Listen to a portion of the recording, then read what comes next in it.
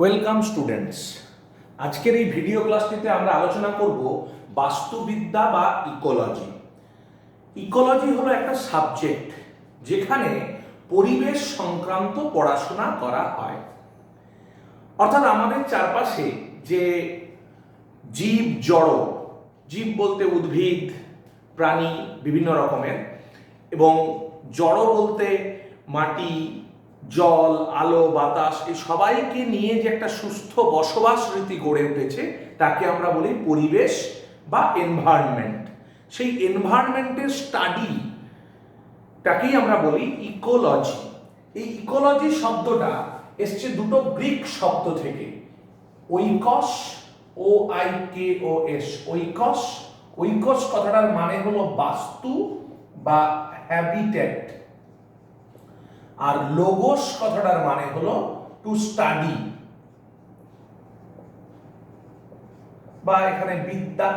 তার মানে আমরা বলতে পারি এক কথায় যে ইকোলজি মানে হলো বাস্তুবিদ্যা, অর্থাৎ যেখানে এনভায়রনমেন্ট সম্পর্কে স্টাডি করা হয়। স্টাডি অফ এনভায়রনমেন্টও আমরা এক কথায় বলতে পারি স্টাডি অফ এনভায়রনমেন্ট। বায়োলজি যেমন একটা সাবজেক্ট, ইকোলজি তেমনই একটা সাবজেক্ট যেখানে এনভায়রনমেন্ট নিয়ে স্টাডি করা হয়, পরিবেশ নিয়ে পড়াশোনা করা হয়। এবার এই শব্দটা প্রথম ব্যবহার করেন বিজ্ঞানী হ্যান্স রেইটার। হ্যান্স রেইটার এই শব্দটা প্রথম ব্যবহার করেন। শব্দের প্রথম ব্যবহার, কিন্তু ইকোলজি কনসেপ্টটা প্রথম দেন বিজ্ঞানী আর্নস্ট হেকেল। আর্নস্ট হেকেল বা ই হেকেল।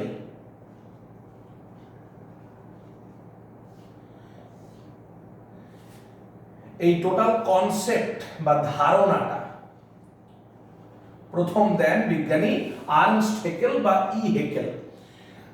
অর্থাৎ এখানে বাস্তু বা পরিবেশ নিয়ে পড়াশোনা মূলত করা হয়। এবার এই ইকোলজি আমরা কতভাবে স্টাডি করতে পারি? ইকোলজিটা স্টাডি করার পদ্ধতি নিয়ে এটাকে আমরা দুভাগে ভাগ করতে পারি ইকোলজিকে। একটাকে আমরা বলতে পারি অট ইকোলজি, অট ইকোলজি।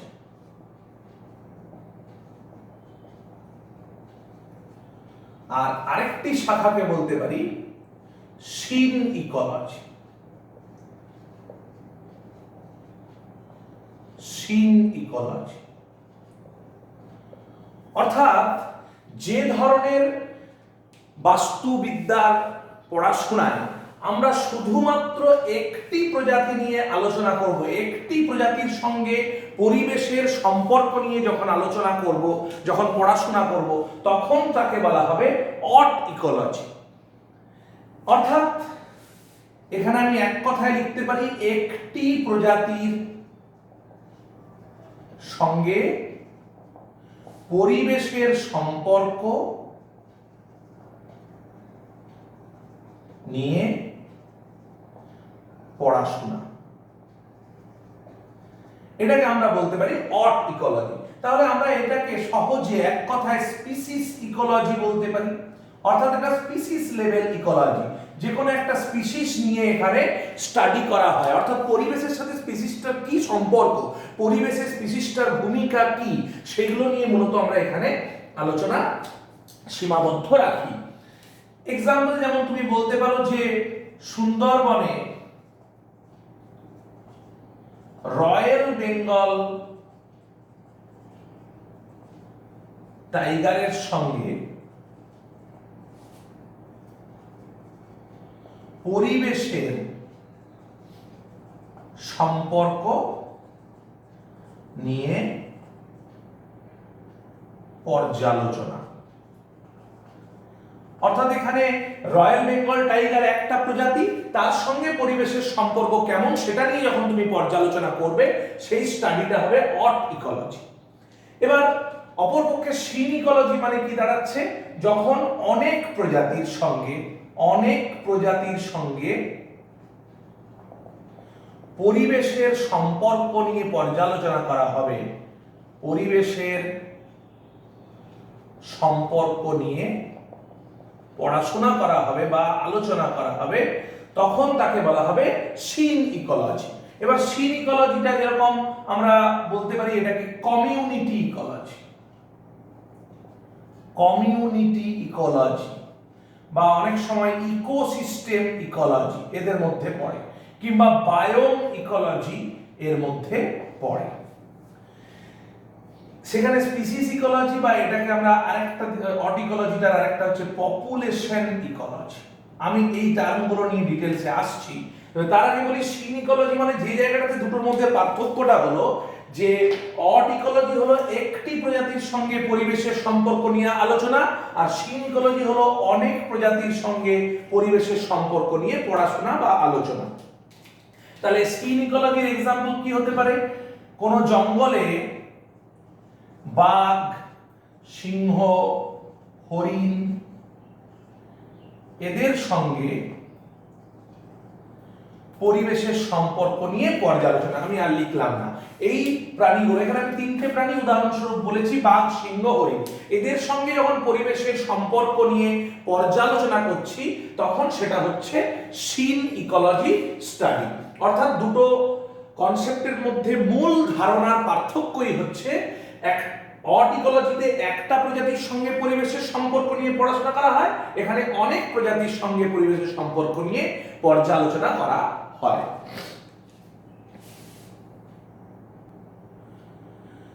আমরা আলোচনা করতে গিয়ে দেখলাম দুটো টার্ম পেলাম, পপুলেশন আর কমিউনিটি। আগে আমরা দেখে নিই যে পপুলেশন মানে কি, কমিউনিটি মানে কি। পপুলেশন মানে হচ্ছে, খুব ইংরেজিতে যদি সহজ করে বলি, গ্রুপ অফ সেম স্পিসিস। অর্থাৎ একটা নির্দিষ্ট অঞ্চলে, একটি নির্দিষ্ট অঞ্চলে নির্দিষ্ট সময়ে, এই কথাটা কমন থাকবে, অর্থাৎ একক সময়ে একক অঞ্চলে বসবাসকারী একই প্রজাতির গোষ্ঠী। এই জায়গাটা মনে রাখা, একই প্রজাতির গোষ্ঠী অর্থাৎ খুব সহজে মনে রাখলে গ্রুপ অফ সেম স্পিসিস। একটা যে কোনো প্রজাতির গ্রুপ যারা একটা নির্দিষ্ট অঞ্চলে বসবাস করে। যেমন তুমি কোনো একটা অঞ্চলে বসবাসকারী, তাহলে একটা বাঘের পপুলেশন, তাহলে আমরা বাঘের পপুলেশন এভাবে বলতে পারি, কিংবা আমরা বলতে পারি সিংহের পপুলেশন। অর্থাৎ পপুলেশন বললে কোনো একটা নির্দিষ্ট প্রজাতির কথা বলতে হবে, যে কোন প্রজাতি, কোন প্রাণী, কোন উদ্ভিদের কথা আমরা বলছি, তার পপুলেশন এখানে আমরা উদাহরণস্বরূপ বলবো। অনেক সময় আমাদের একটা ভুল ধারণা থেকে যায়, আমরা জানি যে পপুলেশন মানে বোধহয় মানুষের সংখ্যা, তা কিন্তু নয়। এই জায়গাটা মনে রাখার যে একটা নির্দিষ্ট প্রজাতির গোষ্ঠী, group of same species. Whereas community মানে দাঁড়াচ্ছে একটি নির্দিষ্ট, প্রথম জায়গাটা একই, যে একটি নির্দিষ্ট অঞ্চলে নির্দিষ্ট সময়ে বসবাসকারী বিভিন্ন প্রজাতির গোষ্ঠী। অর্থাৎ আমরা তো কোনো জীবই এককভাবে বাস করে না, পরিবেশের মধ্যে বিভিন্ন জীব একসাথে মিলেমিশে বসবাস করে। যেমন আমাদের কমিউনিটির মধ্যেই ধরো, তাহলে আমি এখানে লিখতে পারি গ্রুপ অফ মাল্টিপল স্পিসিস, অর্থাৎ অনেক স্পিসিসের গোষ্ঠী। তাহলে আমরা एग्जांपल হিসেবে এখানে ধরো বলতে পারি যে মানুষ একটা অঞ্চলে বসবাস করে, দেবে মানুষ, ছাগল, গরু, মুরগি, এই সবগুলো একসাথেই মোটামুটি বাস করে, এদের কমিউনিটি বলতে পারি আমরা। বা একটা পুকুরের কমিউনিটির মধ্যে আমি যদি একটা পুকুরের কমিউনিটি দেখি, পুকুরের কমিউনিটি, তাহলে তাতে কি কে থাকবে?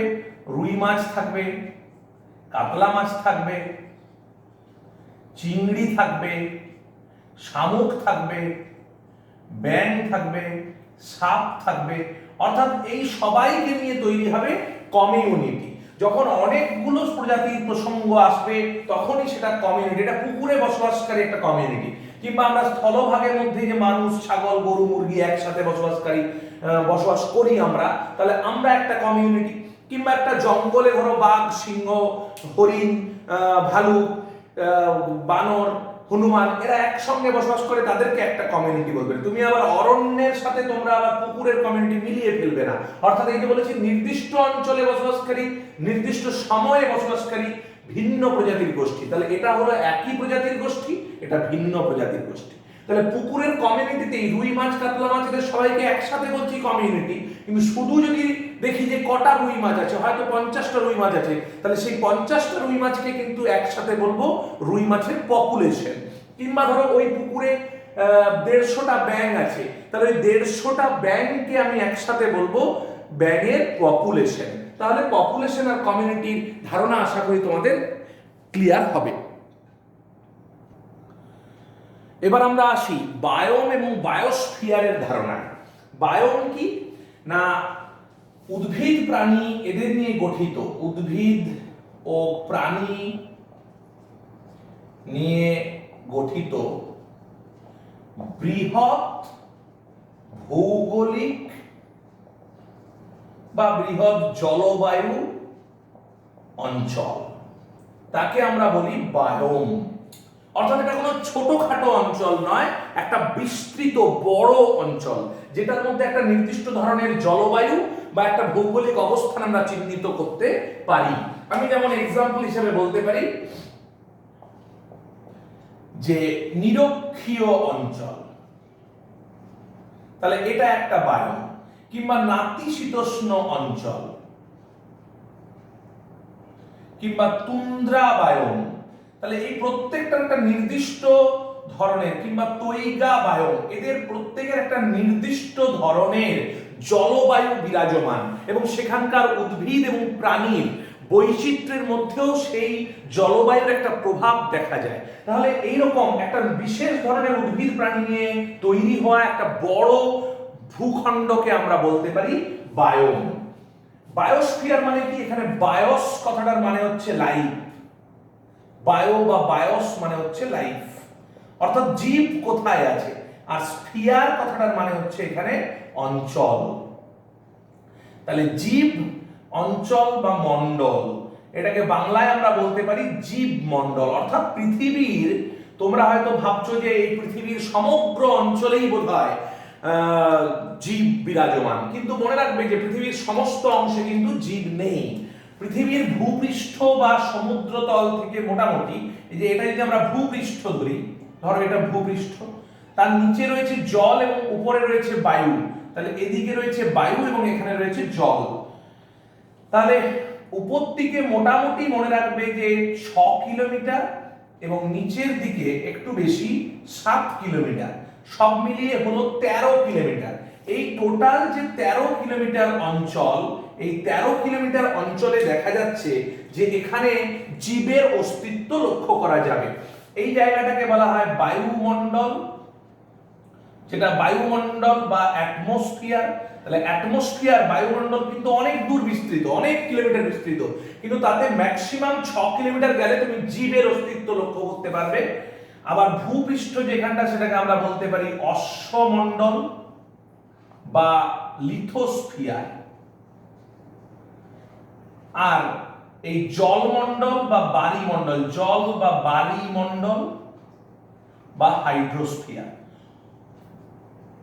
পৃথিবীর তার নিচ পর্যন্ত জল আছে, কিন্তু এই বায়ুমণ্ডলের মানে পৃথিবী পৃষ্ঠ থেকে উপর দিকে 6 কিলোমিটার বায়ুমণ্ডলের অংশ, অশ্বমণ্ডল এবং বায়ুমণ্ডল, এই তিনটে মিলিয়ে যে অঞ্চলটাতে জীবের অস্তিত্ব লক্ষ্য করা যায়, অর্থাৎ এই অঞ্চলটাতে প্রাণ আছে, জীব আছে, যারা ন্যাচারাল কন্ডিশনে, প্রাকৃতিকভাবে এই অঞ্চলে জীব বসবাস করতে পারে।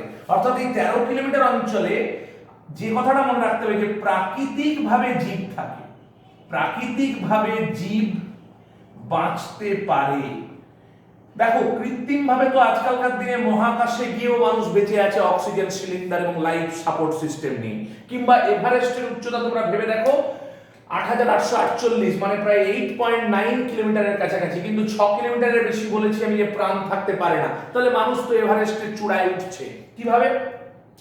কিন্তু আমি এই কথাটা বলেছি, এটা ভালো করে মনে রাখবে যে প্রাকৃতিকভাবে জীব বাঁচতে পারে, অর্থাৎ তোমাকে যদি এভারেস্টে উঠতে হয় তাহলে you have to get life support system and you need oxygen support. বাইরে থেকে তোমাকে অক্সিজেন নিয়ে সেখানে পৌঁছতে হবে, অর্থাৎ বায়োস্ফিয়ার বা জীব মণ্ডলের মধ্যে কিন্তু সেই অঞ্চলটা পড়ে না। এই মাত্র 13 কিলোমিটার অঞ্চলেই প্রাকৃতিকভাবে তোমরা জীবের অস্তিত্ব লক্ষ্য করতে পারবে। এবার দেখে নেওয়া যাক আবহাওয়া এবং জলবায়ুর মধ্যে কি তফাৎ। এমনি কথাটা শুনে মনে হয় যেন আবহাওয়া এবং জলবায়ু একই জিনিস, কিন্তু মনে রাখবে আবহাওয়া মানে হচ্ছে কোনো একটা ছোট অঞ্চলের একটা নির্দিষ্ট সময়ের গড় বায়ুমণ্ডলীয় অবস্থা। সেখানে জলবায়ু হচ্ছে কোনো একটা বৃহৎ অঞ্চলের 30-40 বছরের গড় বায়ুমণ্ডলীয় অবস্থা, অর্থাৎ এটা 30-40 বছরের গড়, এটা খুব দ্রুত পরিবর্তনীয় নয়, এটা অস্থায়ীভাবে তাহলে আবহাওয়া। সেখানে জলবায়ু কিন্তু স্থায়ী এবং দ্রুত পরিবর্তনশীল নয়, যেহেতু এটা 30-40 বছরের গড় বায়ুমণ্ডলীয় অবস্থা, তাই হঠাৎ কোন একটা পরিবর্তনে জলবায়ুর কিন্তু পরিবর্তন ঘটা সহজ নয়। যেখানে আবহাওয়া কিন্তু অস্থায়ী এবং দ্রুত পরিবর্তনশীল, অর্থাৎ কোনো অঞ্চলের আবহাওয়া, ধরো সকালবেলা সেখানে প্রচন্ড রোদ দিচ্ছে, টেম্পারেচার সেখানে 48 ডিগ্রি সেন্টিগ্রেড, দেখা গেল বিকেল বেলায় প্রচন্ড বৃষ্টি হয়ে টেম্পারেচার নেমে গেল 21 ডিগ্রি সেন্টিগ্রেড, অর্থাৎ আবহাওয়া দ্রুত পরিবর্তনশীল। স্বল্প পরিসর অঞ্চলে সেটা প্রযুক্ত, অর্থাৎ দেখতে পাবে যে তোমার হয়তো তোমার গ্রামে বা তোমার অঞ্চলে বৃষ্টি হলো, তোমার থেকে 20 কিলোমিটার দূরে কিন্তু সেখানে বৃষ্টি হলো না, ঠান্ডা হলো না, এটা আবহাওয়ার প্যাটার্ন। কিন্তু জলবায়ু এরকম ছোট অঞ্চলে প্রযুক্ত নয়, একটা বড় ভৌগোলিক অঞ্চলের ক্ষেত্রে কথাটা প্রযুক্ত।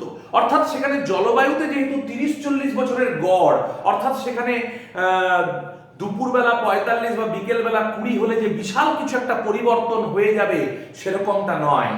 দেখবে তোমরা যখন কোনো ওয়েদার রিপোর্ট বলা হয়, সেখানে ওয়েদার রিপোর্ট বলার সময় একটা জিনিস করা হয়, দেখবে যে আজকের তাপমাত্রা ছিল 45 ডিগ্রি সেন্টিগ্রেড, স্বাভাবিকের থেকে 2 ডিগ্রি বেশি, অর্থাৎ তার মানে স্বাভাবিক হচ্ছে 43, আজকে আছে 45, 2 ডিগ্রি বেশি, তাহলে ওই 43টা হচ্ছে জলবায়ু অনুযায়ী থাকা উচিত, কিন্তু আজকের টেম্পারেচার আছে 45।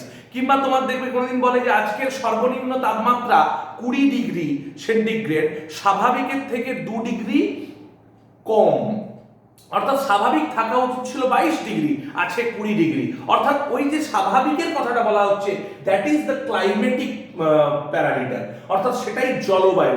30-40 বছরের গড় যে জলবায়ুটা কোনো একটা অঞ্চলে থাকা উচিত, সেটার রেসপেক্টে এটাকে মাপা হয়। অর্থাৎ আজকের আবহাওয়া একটা বিশেষ কারণে, তুষারপাতের কারণে হোক কিংবা বৃষ্টিপাতের কারণে হোক, কোনো কারণে বায়ু প্রবাহের কারণে হোক, সেটা পরিবর্তন হতে পারে, কিন্তু জলবায়ু যেহেতু 30-40 বছরের গড়, সেটা কোনো একটা দিনের ওরকম একক পরিবর্তনে সেই জলবায়ু হঠাৎ করে কোনো পরিবর্তন হবে না। এবং জলবায়ু অঞ্চলের ভৌগোলিক পরিসর অবশ্যই বেশ বড় হতে হবে।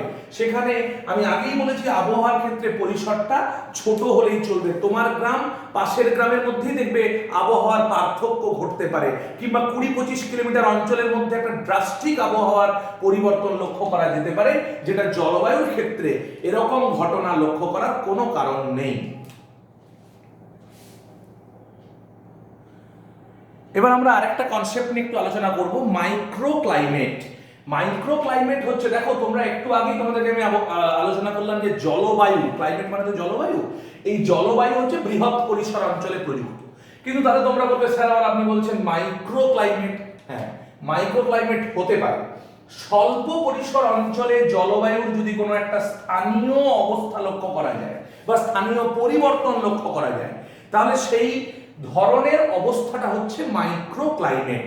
আমি একটা উদাহরণ দিই, ধরো কোন একটা অঞ্চলে, এই অঞ্চলটাতে আজকে টেম্পারেচার আছে 45 ডিগ্রি সেন্টিগ্রেড, কিন্তু সেই অঞ্চলে একটা গাছ আছে, বড় বৃক্ষ আছে, খুব ছোট গাছের ক্ষেত্রে প্রযুক্ত না হলেও বড় বৃক্ষের ক্ষেত্রে কথাটা প্রযুক্ত, হয়তো একটা বড় বট গাছ তুমি লক্ষ্য করলে, তাহলে এই বট গাছের ক্ষেত্রে লক্ষ্য করবে যে দেখা যাবে যে এই বট গাছের ছায়ায় বা এই গাছের এইরকম অঞ্চলে হয়তো টেম্পারেচার এইখানে কম করেও 30 ডিগ্রি সেন্টিগ্রেড, কিংবা এই গাছের মধ্যে কোথাও 28 ডিগ্রি সেন্টিগ্রেড, বা এখানে হয়তো 32 ডিগ্রি সেন্টিগ্রেড। তাহলে পরিবেশের তাপমাত্রা আশেপাশে 45 ডিগ্রি হলেও এই যে গাছের ছায়া এখানে বিশেষ কারণে এই অঞ্চলটাতে, এই ছোট্ট অঞ্চলটাতেই একটা জলবায়ুর পার্থক্য লক্ষ্য করা যাচ্ছে। অর্থাৎ তুমি সবসময় লক্ষ্য করবে কোন গরম অঞ্চলে বড় গাছের তলদেশ অবশ্যই একটু শীতল হয় বা ঠান্ডা হয়। তাহলে সেই জোনটাকে আমরা বলতে পারি microclimate. So this is the microclimate, বৃক্ষের তলদেশ আমার এই উদাহরণ। তোমরা যদি আরেকটা জিনিস লক্ষ্য করো, দেখো পুকুর হয়তো একটা বড় জলাশয়, এটা একটা বড় জলাশয়, দেখবে বাইরের টেম্পারেচার 45 ডিগ্রি সেন্টিগ্রেড, কিন্তু পুকুরের জলে যদি তুমি মাপো দেখবে 35 ডিগ্রি সেন্টিগ্রেড। অর্থাৎ পুকুরের জল পুরোপুরি গরম হয় না বা আরো কম থাকে 30 ডিগ্রি সেন্টিগ্রেড।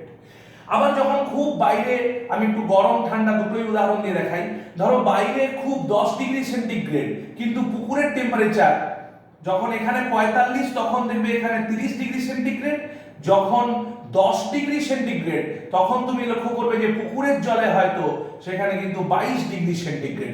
অর্থাৎ পুকুরের জলের একটা নিজস্ব টেম্পারেচার আছে। তোমরা যাদের পুকুরের জলে চান করার তোমাদের অভিজ্ঞতা যদি কারো থাকে, লক্ষ্য করবে প্রচন্ড গরমে পুকুরে স্নান করতে গেলে পুকুরের জল কিন্তু একটু ঠান্ডা লাগে। আসলে পুকুরের জলের একটা নিজস্ব মাইক্রো ক্লাইমেট আছে। তাহলে কোনো জলাশয়, পুকুর বা নদী, এগুলোকে আমরা মাইক্রো ক্লাইমেটের উদাহরণ হিসেবে ভাবতে পারি। কিংবা আরো একটা উদাহরণ দিচ্ছি, দেখো ইঁদুরের গর্ত, ধরো এটা একটা গর্ত করে এখানে ইঁদুর বা সাপ থাকে, তাহলে এটা ইঁদুরের গর্ত, এই জায়গায় এই গর্তে হয়তো ইঁদুর বা সাপ থাকে। বাইরে হয়তো টেম্পারেচার 42 ডিগ্রি সেন্টিগ্রেড, কিন্তু দেখা যাবে যে এই গর্তের ভিতরে 28 ডিগ্রি সেন্টিগ্রেড।